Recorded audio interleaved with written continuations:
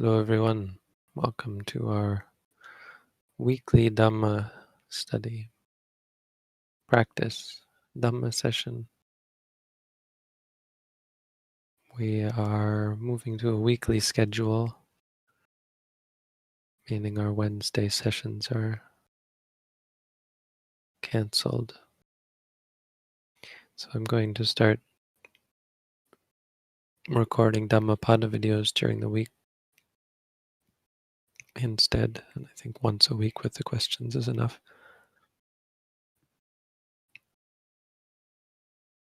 So welcome. Thank you all for coming.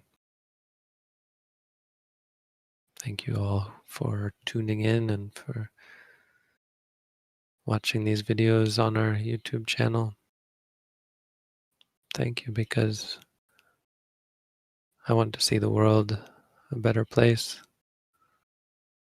I think that's proper, that we should all incline ourselves towards making the world a better place, cultivating goodness, encouraging other people to cultivate goodness, encouraging and supporting and appreciating each other's goodness. These are all right things to do, just generally good and proper.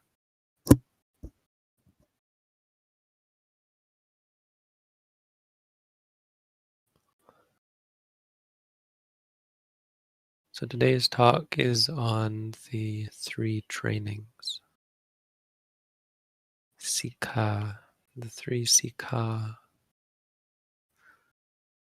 Disika. The 3 trainings, if you want to find something very basic,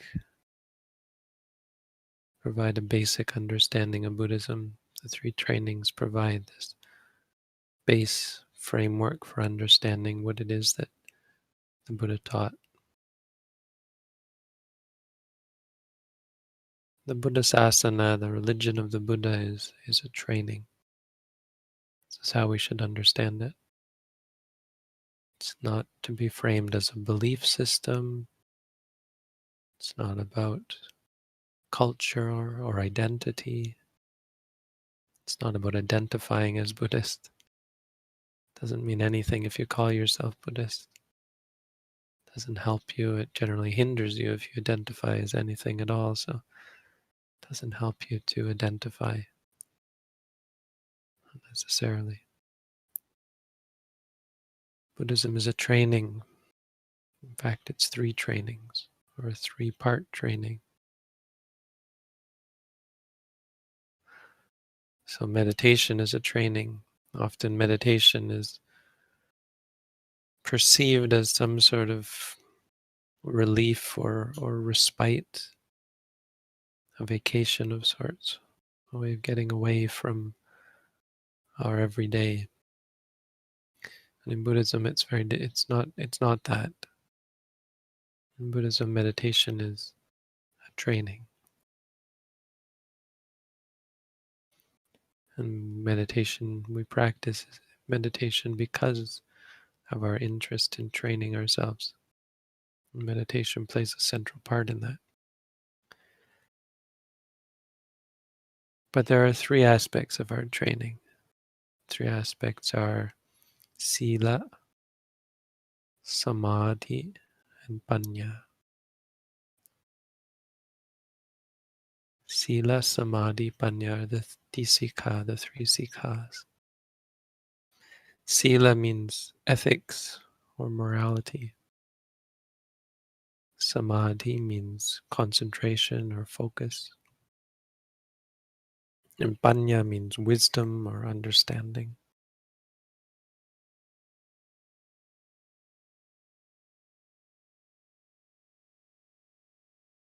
And we know that they form the basis of the Buddha's teaching because they comprise the summary of the Eightfold Noble Path. The Eightfold Noble Path is made up of 3 parts. Sila is right speech, right action, right livelihood. Samadhi is right effort, right mindfulness and right concentration. And panya is right view and right thought. The three trainings comprise the seven purifications as well. When you talk about the Visuddhimagga, path of purification. Sila Visuddhi is Sila, of course. Chitta Visuddhi is Samadhi. And the other five, from Ditthi Visuddhi all the way to Jnana Dasana Visuddhi, these are Panya.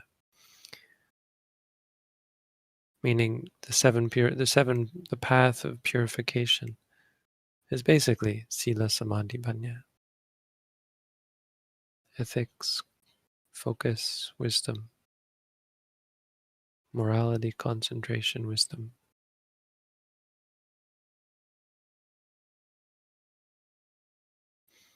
So something worth understanding, something just worth knowing, you know. We had our study group this morning, and sometimes it feels like we're just diving off the deep end, because the suttas are not arranged in such a way as to provide a outline, like an A to Z course. It's not like a textbook. Chapter 1, introduction. There's no introduction. In some ways, that's a good thing. It's proper because Buddhism isn't a ism so much. It's not about cultivating a belief system. It's again about training. And so rather than chapters and textbooks, we have talks, we have instructions, we have encouragements, we have direct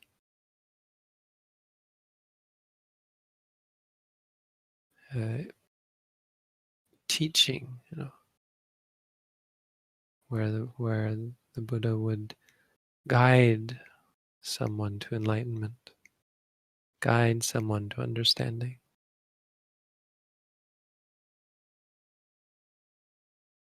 So if it seems discouraging that it's hard to understand what is Buddhism and what is the framework of what the Buddha taught, in some ways that's not a problem. That's not something we have to worry too much about. We have to get a sense of the training, the sense of the goal, sense of what we're doing. And we have to get on that path, most importantly. So the framing it as the three trainings. See, we don't have to be able to slot everything in the right place. We just have to get on the training. We don't have to be able to tell people what is Buddhism.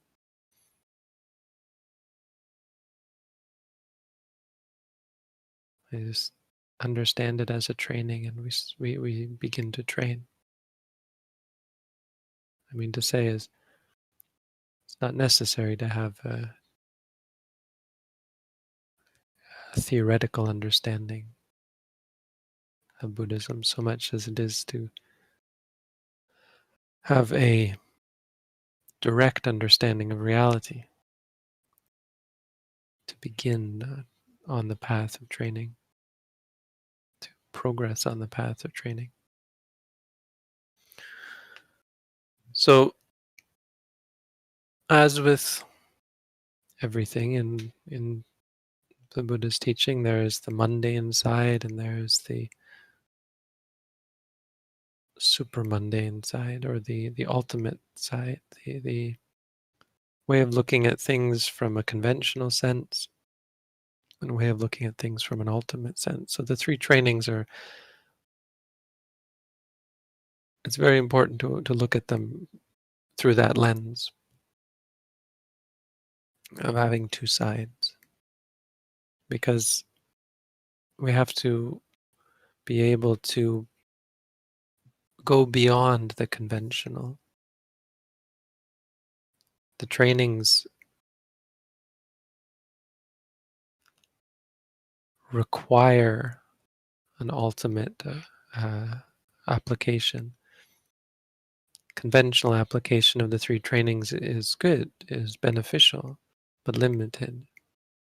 So for example, with ethics, sila. Now, sila literally means something like behavior or character, maybe. But it refers to physical and verbal activity. It's the aspect that's related to our activities.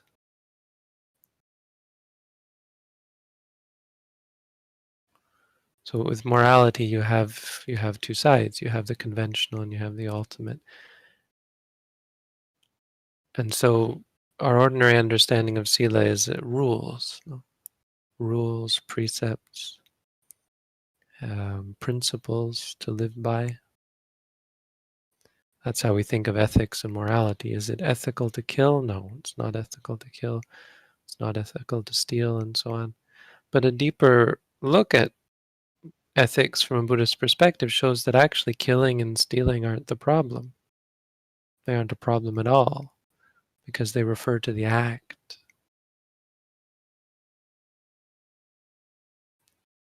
The actual problem and the actual unethical quality is mental.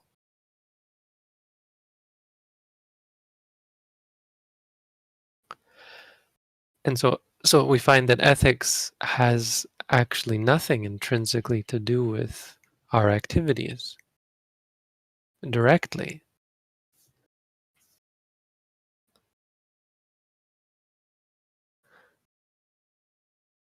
It has to do with our engagement with our activities. It actually is an important, essential, sort of a basic part of our meditative practice. Our focus on bodily and physical activity, bodily and verbal activities. Focus on a pure interaction with them. So our practice of walking meditation and our practice of sitting meditation, we're very much focused on the body. Could say we're focused on speech as well.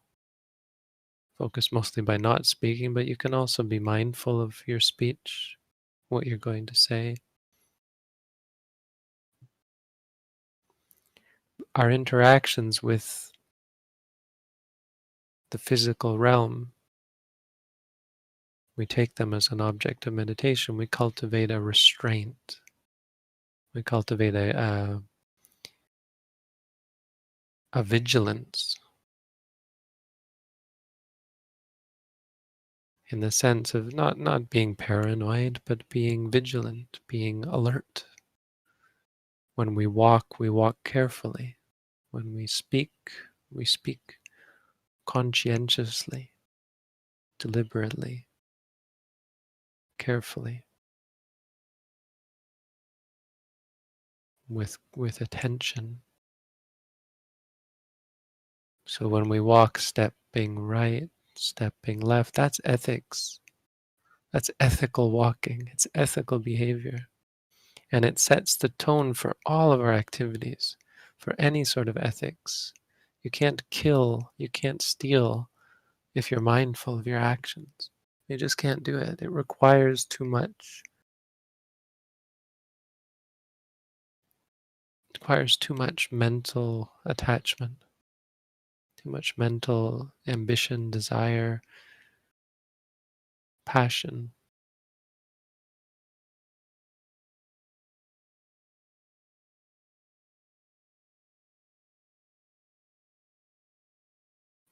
So true ethics involves every activity and every speech, everything we do. It's our character on the deepest level. It's really the starting point of our practice. We begin with ethics. The Buddha said, "Sile patithaya," founded on sila. Our practice is founded on sila, on ethics. Well, precepts are good and important, but they're not powerful enough. They're not strong enough to propel us towards samadhi, towards the second training. It has to go deeper than precepts. It has to become more ultimate than that. With Samadhi, we also have two types of Samadhi. Samadhi that is focused on concepts, and Samadhi that is focused on the ultimate reality. When we focus on a concept, it has the benefit of calming the mind, because objects, concepts are stable, they're comfortable, they're even controllable. They're controllable because they don't exist. They're controllable because they exist in our imagination. Controllable means, let's say you your concept is the Buddha. You can control what your concept of the Buddha is. What you can't control is the reality behind that. What you can't control is your experience of that concept. Meaning sometimes you'll be focused on it, sometimes you'll be distracted from it. You can't just force yourself to focus on it, to be cognizant of it. But you can control by imagining, and you can say, no, this is what I imagined, this isn't what I imagined. And you can change how you imagine it and so on. Because it's all conceptual. The reality behind your control is very uncontrollable. It's unpredictable. It's a lot of factors involved. But concepts like that, concepts don't change until you change them. Realities change. So it's calming, it's powerful, it leads to all sorts of mental fortitude and peace and calm. It's all around a very good thing, and something appreciated by the Buddha and appreciated by anyone who undertakes meditation practice. It's just not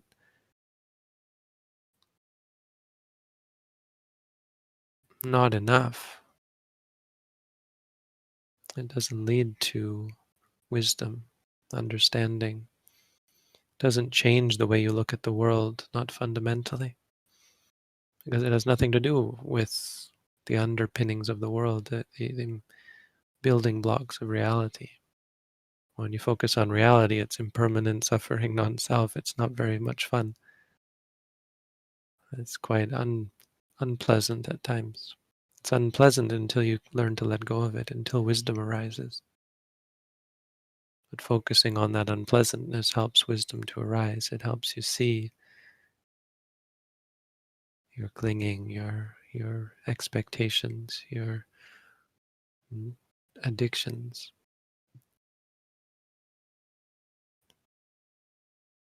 So on the path, Samadhi on the path refers to this focus on reality, where you see the nature of things as being undesirable, not worthy of clinging.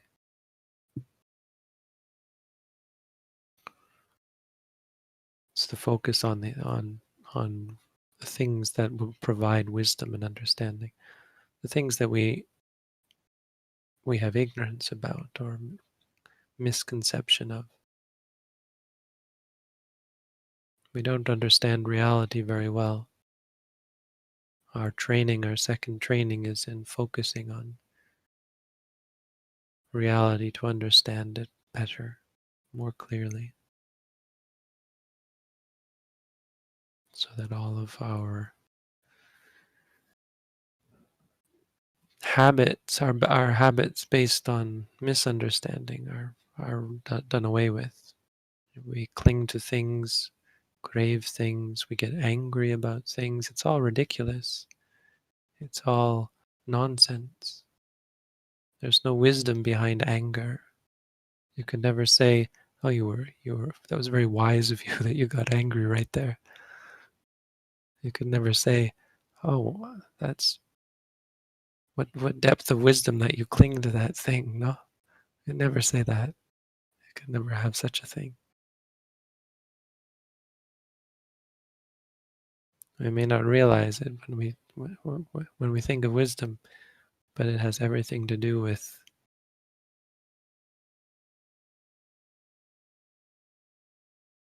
the freedom from clinging, freedom from uh, aversion, and so on.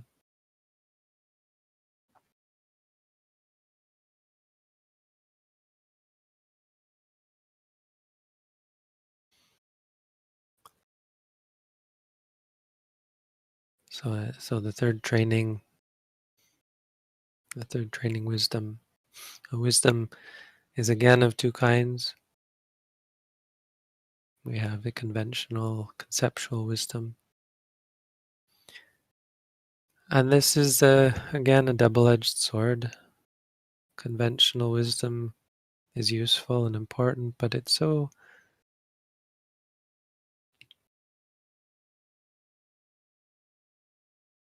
what's the word, misleading, I guess. We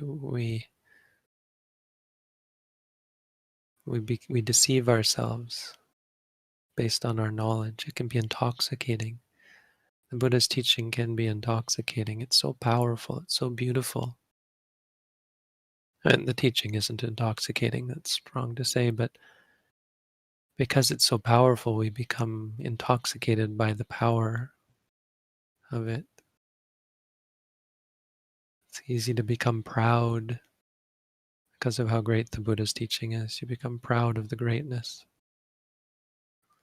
It's interesting. If the Buddha's teaching was not so good, we might not get so proud of it. Wouldn't have anything to be proud of.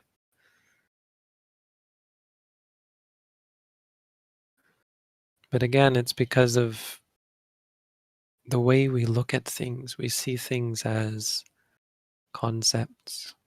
So when we hear about wisdom, we try to conceive of it. We try to find all the concepts involved with it, the views, the beliefs, the principles. You have to be very, very clear. This is hard to see, hard to understand. Wisdom in Buddhism is not principles, concepts, theories, ideas. Wisdom in Buddhism is seeing clearly. Wisdom in Buddhism is our perception of things, our clarity. It's a very different thing, right? It's a very different thing from being knowledgeable about Buddhist theory, or even being able to explain Buddhist theory. It's quite possible that to not be a very good meditator and still be able to explain it quite well. This is not wisdom.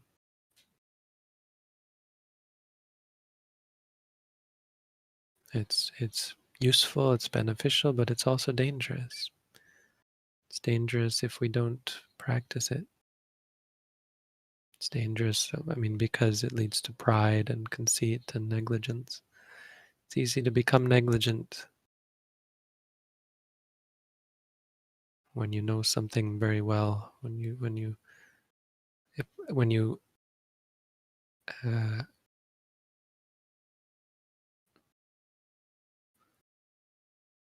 when you possess the knowledge, right? I think I know the Buddha's teaching. I possess this knowledge. The Buddha, to get this point across, the Buddha likened it to a cow herd, someone who herds cows, but they herd the cows of others. They get paid to do it. He said such a person is like a cow herd. They never get the milk from the cows or the butter or the ghee. They just get money. They don't actually get the essence.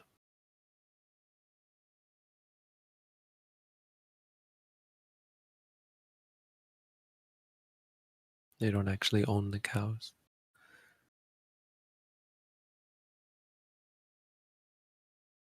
So wisdom is the change in your perception of things. It's the understanding. It's hard even to talk about because of how we use these words in ordinary discourse outside of Buddhism. But understanding is an appreciation or a familiarity or an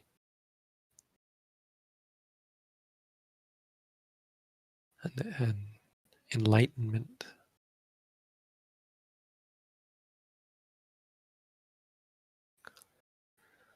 Those are the three trainings, Sila, Samadhi, and Panya. If you want to understand the basics of Buddhism, that's where you should start. Really is where you should end. It's why we hear about the Eightfold Noble Path as being so basic to Buddhism, because it really is the core, the essence.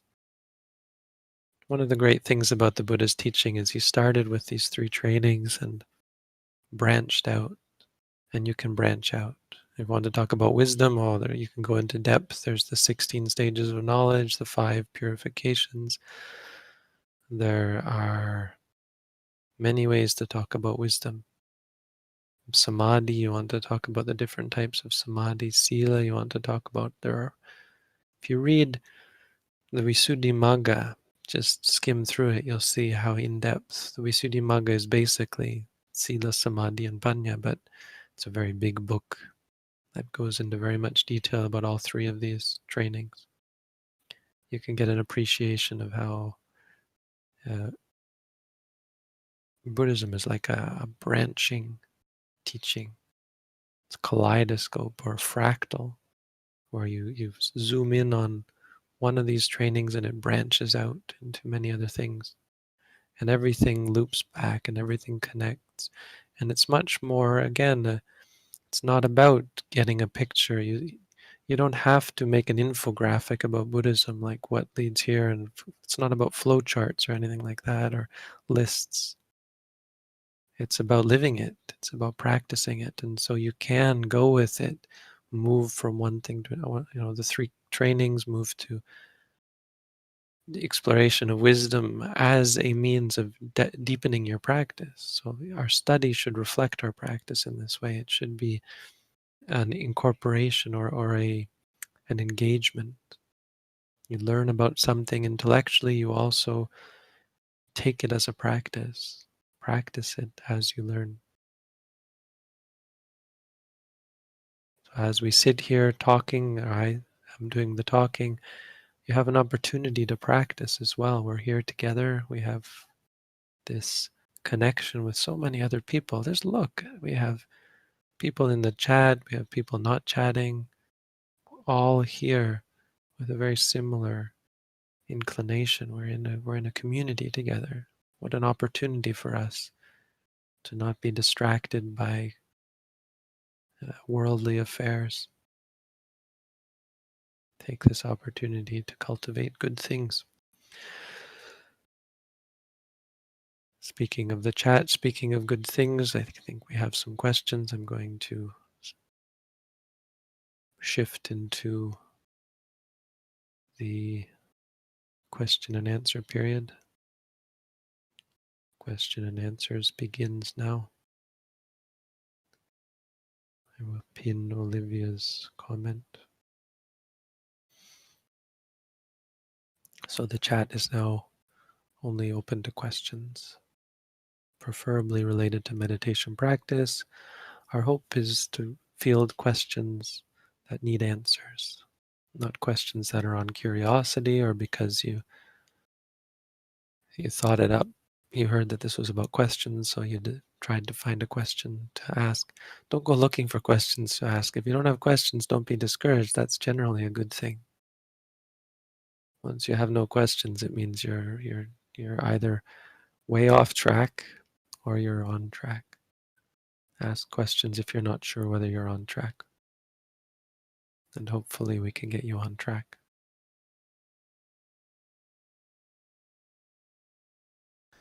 Okay, let's begin. Regarding tension in the stomach, I feel like I usually catch tension. Sometimes I feel the disliking, and only rarely do I notice the original craving. Sometimes this leads to feeling that I'm mislabeling worrying about mislabeling, which I note. But is it correct, to any extent, to search for craving or anything else in meditation? No, it is not. It's never good to search. We're trying to see clearly our reality, and our reality is the present moment. There's always going to be something. Present moment doesn't stop. So there will always be that which is present. Now, of course, it changes. It's just a matter of figuring out and perceiving what is actually there. Which is, it maybe sounds more complicated than it is. It's not about searching. It's right there. It's here. It's right here. Well, what's happening right here and now? It's more about stopping yourself from doing things like searching. There are many activities like searching, going to the past, going to the future, interpreting, investigating. None of that. The only investigating we should be doing is investigating what's actually here, what we're overlooking generally, what we're going beyond, what we're missing. So all of what you're doing sounds fine, except for the belief, whatever, if there were a belief, which is why you asked this question, the belief that you should be searching. So that belief will lead, of course, to distraction, and that's why you shouldn't go searching. Just take what's there. You're doing fine.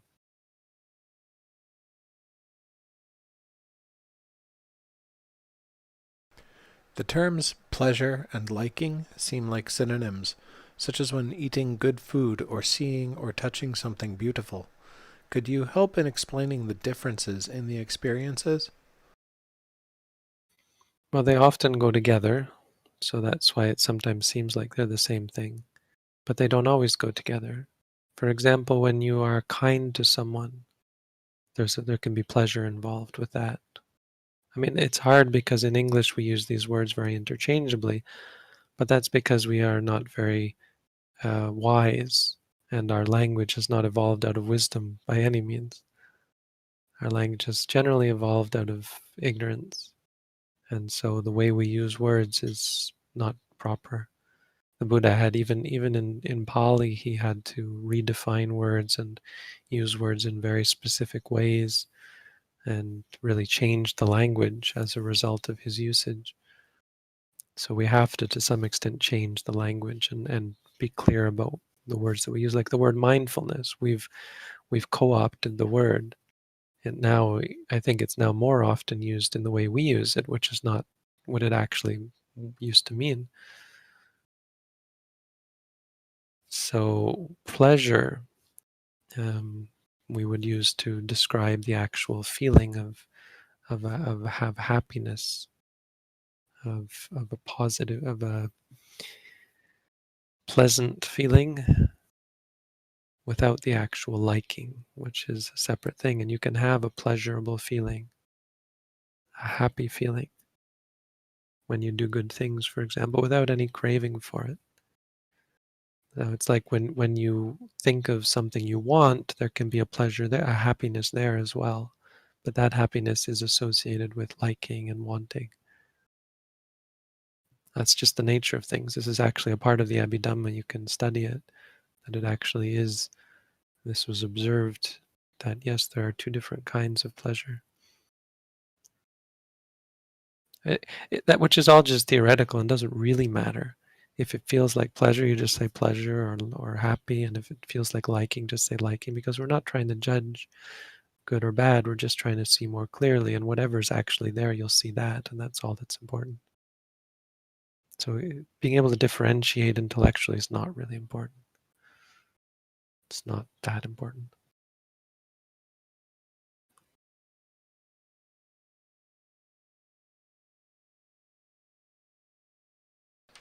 I am not very clear about the instruction.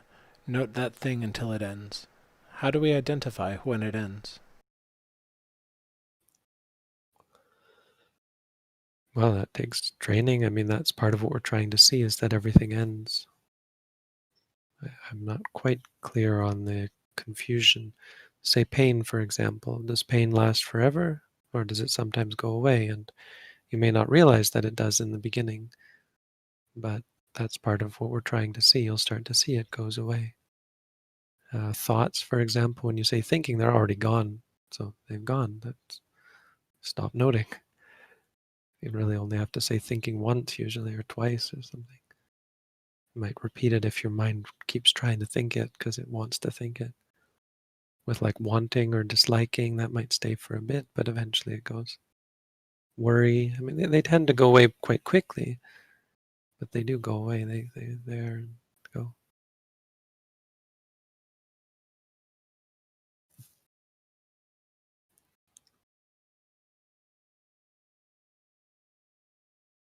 When we say thinking when we are thinking during meditation, isn't that also a thought?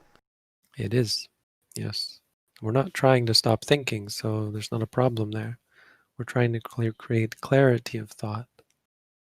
So when we say thinking, we're trying to evoke a clarity of mind with our thought. So our ordinary thought is going to be something like, this is good, this is bad, I'm thinking too much, this is a problem, and so on. But when you say thinking, you're changing that. You're training yourself to see thinking just as thinking, and that teaches you a more objective way of looking at things, because it's true. Thinking is thinking. Thinking is not a problem. That's all just your interpretation. It's not bad, it's not good, it's not me, it's not mine. It is thinking, and so it's proper to create that kind of thought and to direct your mind in that way. Meditation is a direction, again, training, so it involves direction of the mind, and that we use our thoughts to do that. That's what a mantra is. A mantra is a thought. It's an artificial, it's an artifice, it's an artificial means of cultivating natural states. Meditation is always going to be an artifice, artificial. So it is injecting something as a means of training the mind in some way or other. Our way just happens to be the best way, undeniably, because it's truth. Thinking is thinking. Pain is pain. You're not abstracting it in any way. It is what it is. That's why it's so powerful. That's why mindfulness is so powerful.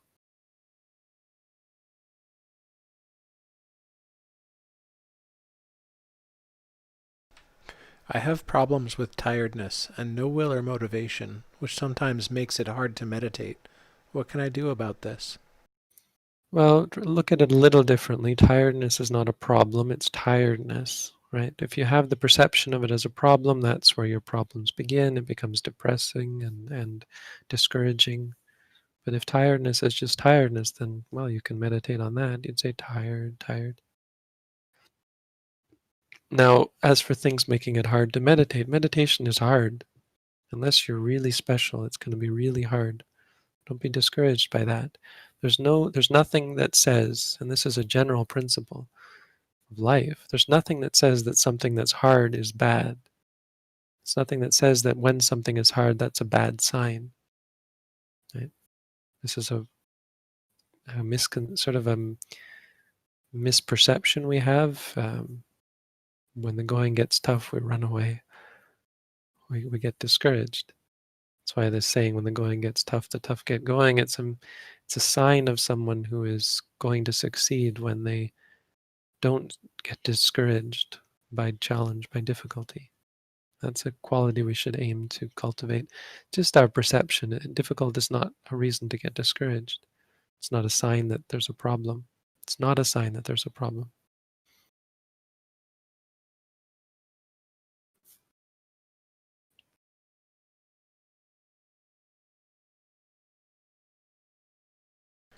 I am practicing meditation a lot, but I just can't stop my thoughts constantly firing everywhere due to ADHD. Do you have advice to help with this? You can't stop your thoughts constantly firing is not because of ADHD. It's okay. There's nothing wrong with you per se. Now, there's something wrong with all of us. Just don't be discouraged by it.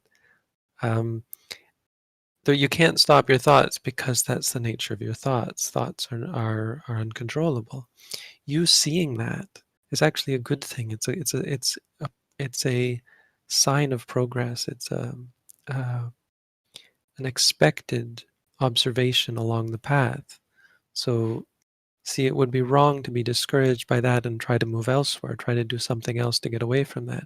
That's actually where you should investigate. That's an entry point for you to start to understand what's going on.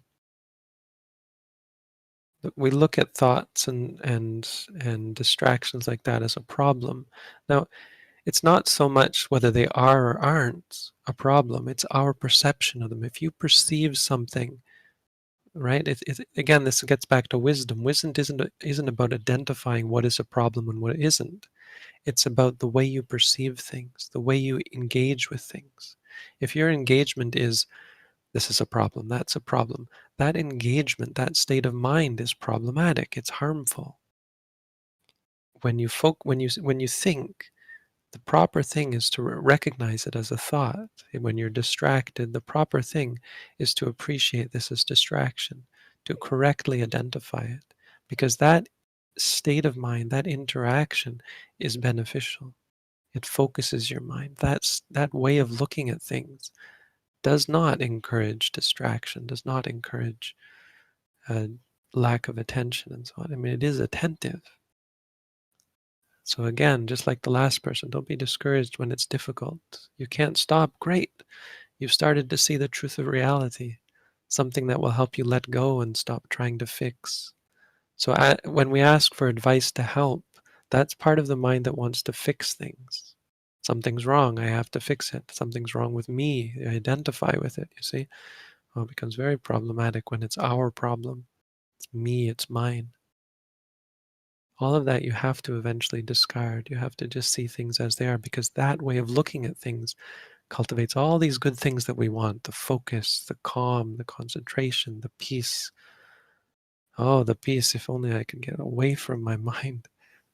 All this thinking and distraction and anxiety and restlessness and depression and fear and so on and so on. All of that comes not from escaping all those things, but from coming to face them, to coming to terms with them, cultivating a better perspective towards them.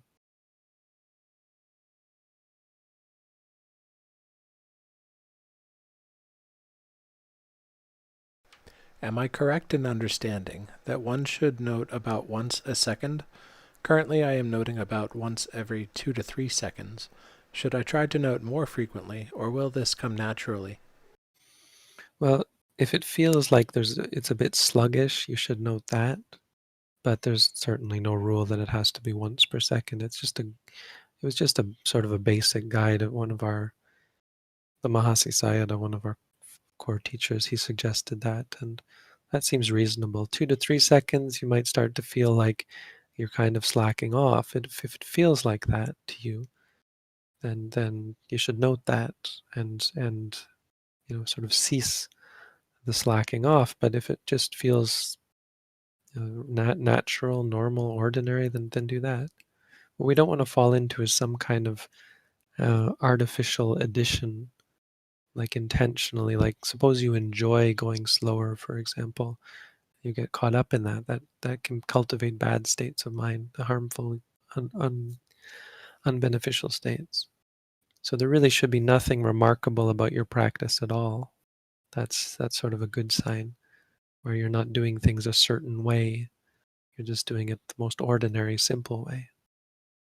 And that once per second is pretty accurate as to what's generally ordinary.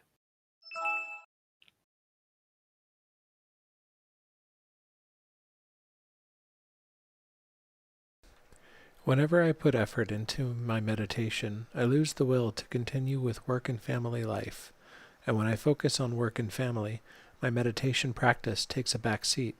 How do I find a balance? Common question, important question. There is no balance, really. Work and family life. So that's discouraging that I can't give you an answer, but I can. But you shouldn't be looking for a balance. You have to acknowledge that they're on two different realms, two different planes. Family and work life, or work and family life, are not essential. They're not really important. Your family is not really important. Your family, why? Because your family is not really your family. It's just convention. It's temporary. It's very ephemeral. It's a blip in your life history, in your journey. No matter what you believe, life is very short. And so to say this is my family is kind of inconsequential. Something we build up. It's useful for forming society, for forming relationships and supporting each other, for survival, uh, even for security and stability and so on. But none of that's real. None of that's essential. And so eventually it becomes you start to see it as meaningless, and it is meaningless. There's nothing wrong with what you're seeing. It's just you have to change the way you look at these things. Work and family life are are essential. They're a part of your life. They're not as they're essential from a conventional perspective, but they're not essential in an ultimate sense. So they're things you have to do um, conventionally. You do them as a matter of course. You engage with your family. You engage in work. You work, um, but you do it as a matter of course, not where you put your intention. So it always takes a back seat in your heart, in the sense of it not being so consequential or important anymore. But because of the nature of what is essential, you can engage with work and family life as before, for the most part, because you just engage with it mindfully, with a mind that is focused on the essential.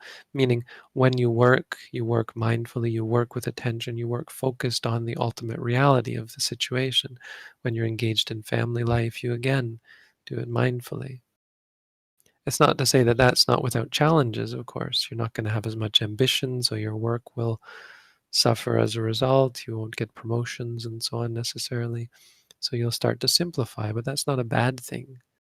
You do your work and you do what you can, and if people complain, you are patient with that. People will complain because they expect you to be ambitious and craving and passionate and so on, which is all just a big part of the problem in the world. Your family as well, they expect you to be funny and entertaining and cling to them, care for them, love them. There's expectations, and so they'll get upset as well. You have to be ready for that possibility.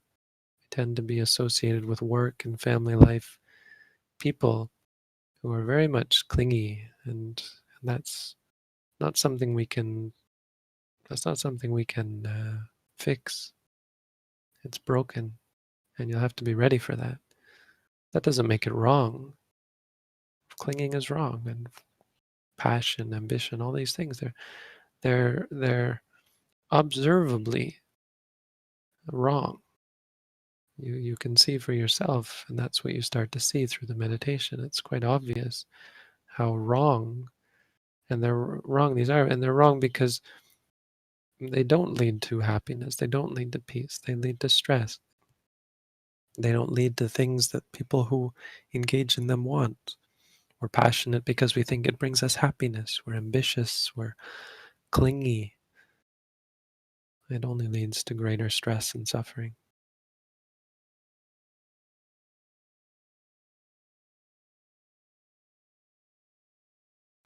Sometimes I note trying where wanting might be accurate.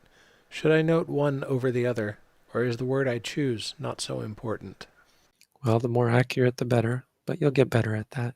So if wanting would be more, you don't have to worry about what might be more accurate. Just start to see what's more accurate. If you perceive it as trying, don't worry about it being the wrong noting. So yeah, to that extent, it's not so important. It's not something you should worry about, and if you do worry, you should not worry worried.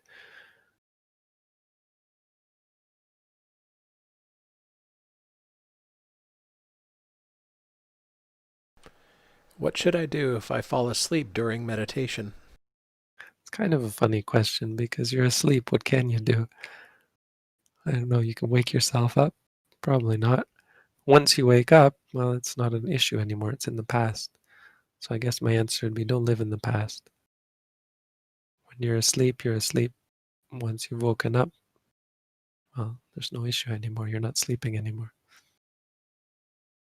Okay, I guess more generally, you can be aware of falling of yourself being drowsy, and you can get up and do walking instead, or succumb to it and lie down with the thought that when I wake up, I'll start again and try again, that sort of thing. But it's not really something to be concerned with. It's something you might get upset about, and you should note that.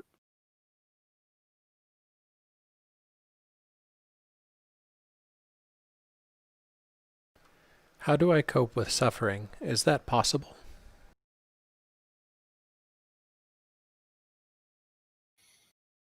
It's a very general question. The answer is generally yes. I mean, that's a big part of what we do, try to cope with it.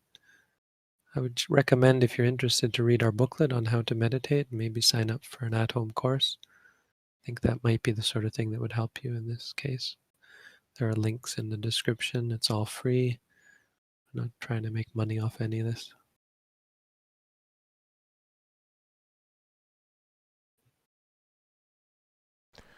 I always worry about what others think of me. How do I stop seeking other people's approval?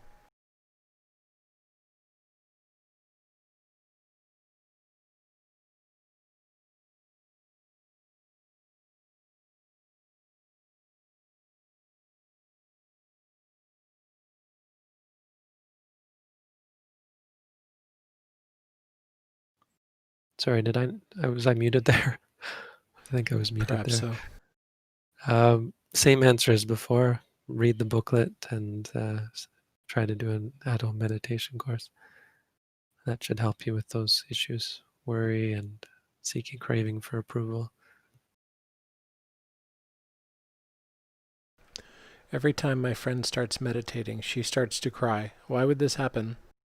Well, it's a very it's a sort of a textbook. I was going to say it's not a very common, not everyone, but it's unsurprising. It's a well-documented phenomenon. Usually has nothing to do with sadness. Now, of course, she might be remembering sad things. I assume that that's not the case unless you haven't asked her about it. She might be remembering bad things when she meditates, and that makes her cry. That certainly happens.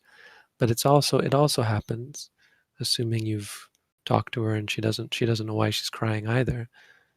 If that's the case, then it's just it's what we call rapture. Not the Christian sort of rapture, but it's the same idea where you get enraptured.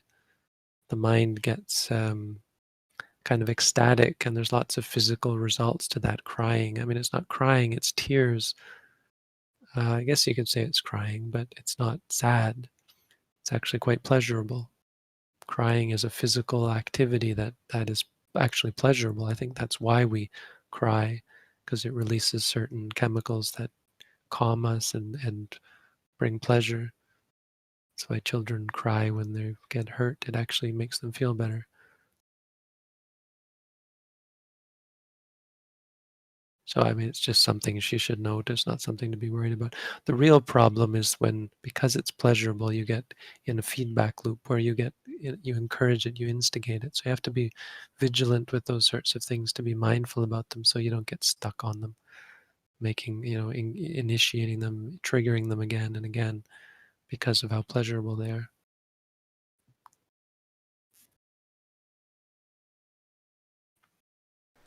I often don't want to meditate if I try to schedule it. If I don't schedule meditation, I find I'm able to meditate longer and more frequently. Is this correct practice? Not really. You should, because you're avoiding some issue there, you should try to figure out why it is that you don't want to meditate.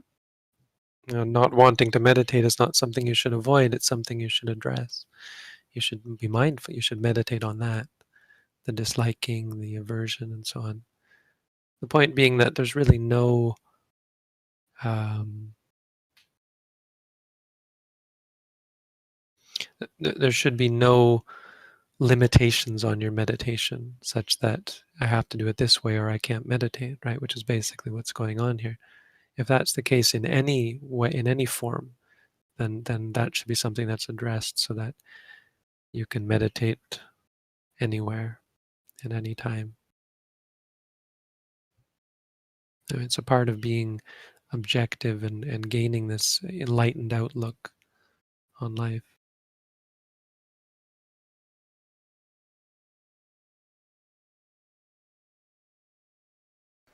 When returning to the stomach, if I happen to be on the out-breath, can I note the falling, or should I wait until the rising? Wait until the rising.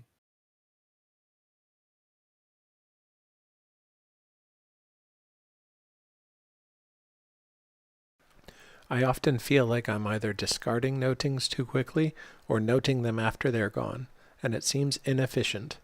Do you have any advice for lessening this?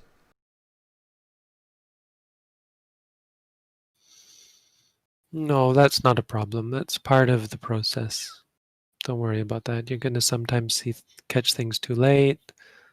I don't know about discarding notings too quickly. I don't quite know what you mean there, but try to note things until they go away. But yeah, have as a general principle that you're going to try to note things until they go away, unless they last for a long time, and then you can ignore them. But stay with them for a while.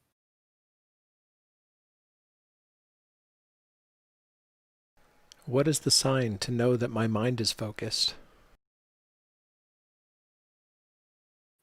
Wouldn't worry about that. I mean, if you're waiting to know, then you're not actually meditating, right?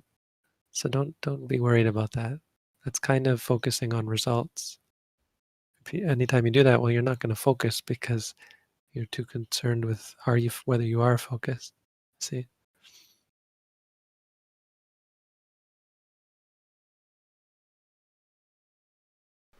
Can certain foods lower my awareness and affect my meditation? Is there any regulation I need to follow, or is it fine to have any food? It's fine to have any food. I mean, within reason.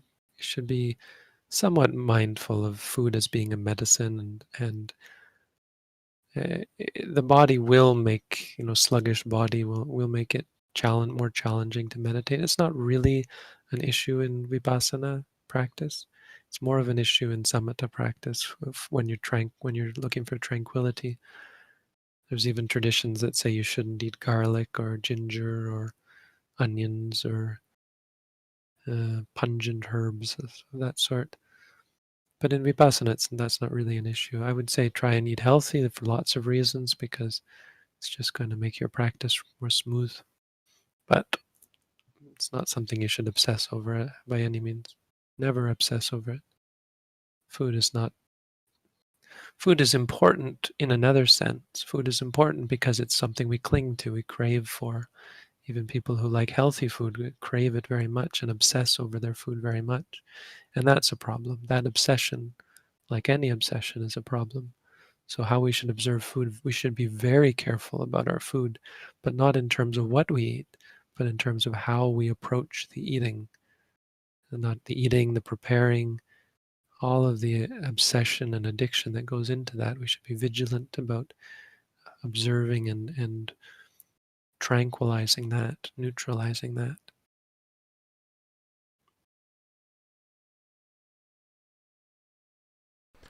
Why is it so hard for me to find peace while doing the practice? I find myself bored and impatient, and I do not see this going anywhere other than what I am currently experiencing. What should I do?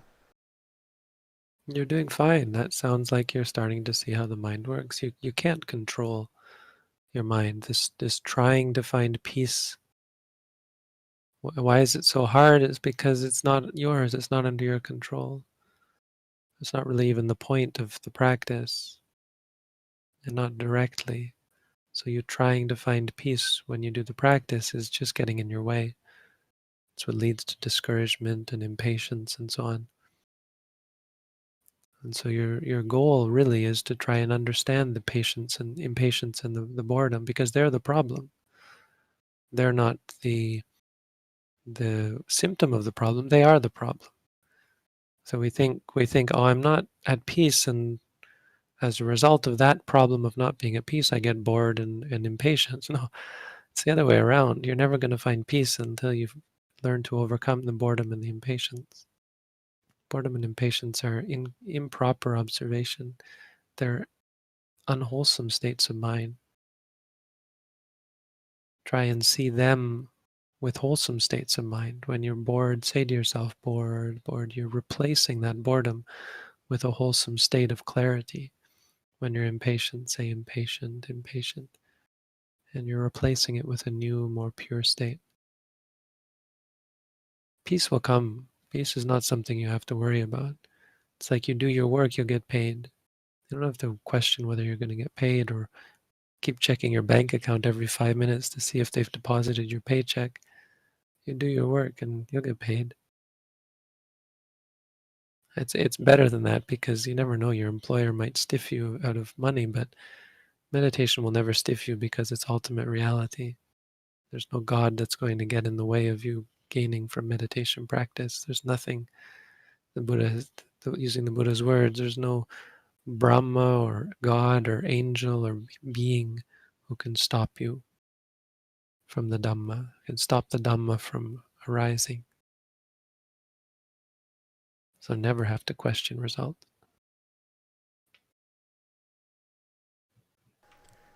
Bhante, we've come to the hour. There are 3 questions left in the first tier. Do you have the time to Got it. answer? I've got time. Great.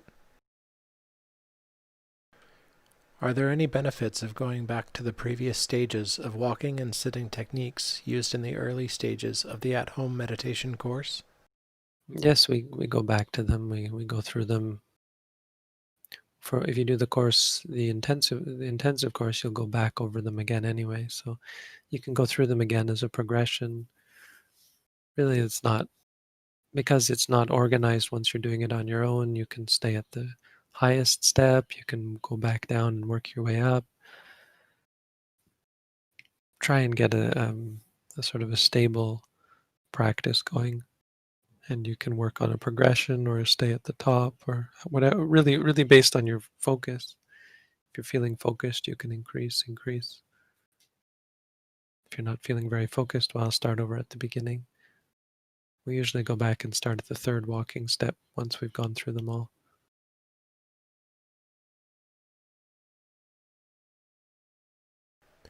I agree with you on family, but they have sacrificed and devoted their whole life towards us. Won't it create bad karma if we don't keep them happy? Karma is action. So action in Buddhism is determined by our volition, our intentions in our mind. Do you intend to hurt someone? If you do, if you intend to be cruel, that's a problem. If you don't intend to be cruel, well, people are never going to be satisfied no matter what you do. I mean, not everyone is going to be satisfied no matter what you do. I mean, there are many cases where people take up meditation and their family is very happy for them, appreciative, maybe sad because they miss the person when they can't see them, but understanding and appreciative. The people I deal with, of course, it's not always like that because we are the what do you call, we're uh, the outlying areas. We are the border people.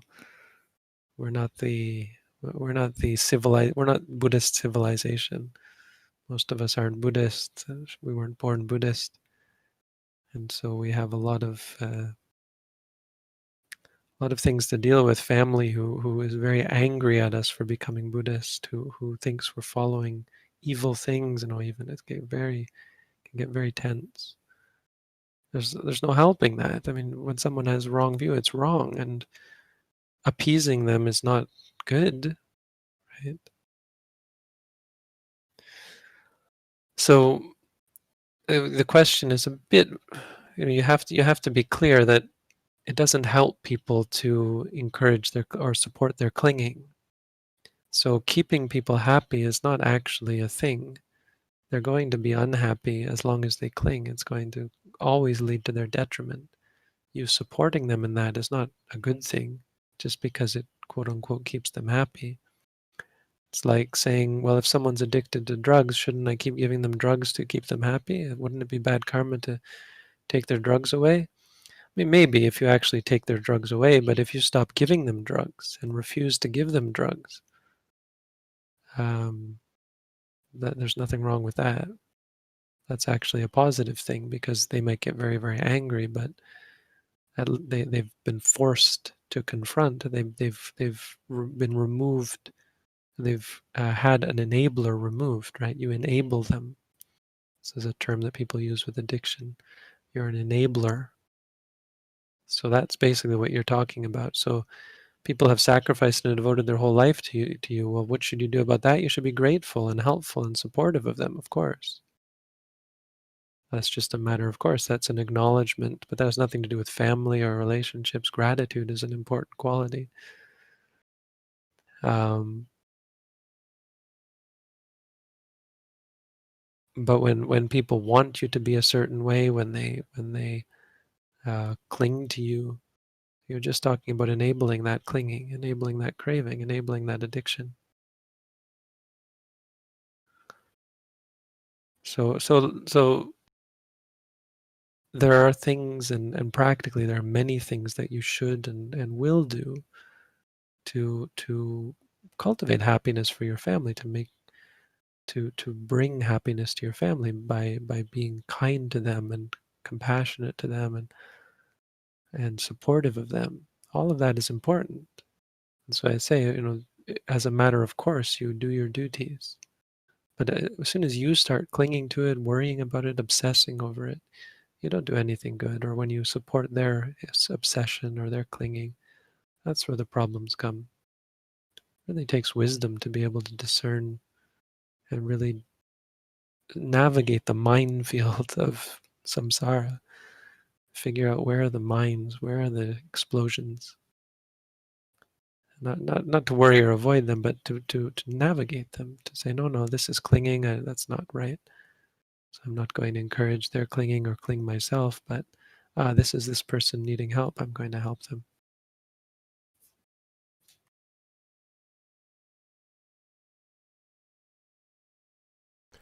I would like to take the at-home meditation course for a second time. Is this appropriate? I don't offer it a second time. I don't think that is appropriate. I think at that point you've gained what you need, and the next challenge is to tough up. I don't know what I mean. Just want to say something kind of crude. What the expression is, toughen up, pull yourself up by your bootstrap. I don't know what the saying is, but so then you have to take the next challenge, and that is to do it on your own. I think that's fair to say. That looking for more support is just it's kind of a sign of, you need to be kicked out of the nest. Is that the expression? What a horrible thing. Um, Training wheels. You have to take the training wheels off, and you might fall and bruise yourself, but using training wheels forever isn't going to help you. I think that's my perception. I mean, yes, it would be beneficial, but no, I don't think it's appropriate. I think you have to do something more beneficial, and that's be your own refuge. Of course, ultimately move on to take an intensive course. That's the next real step, is to find a way to take an intensive course, which of course is hard right now because of the new reality of life, but we'll see how the future looks. Hopefully there's a way to allow for that.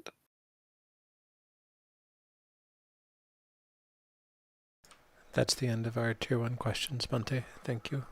Okay, thank you all. Good group. Thank you all for your help, our moderators and our Chris. Behind the scenes, we have Ulu and Jim.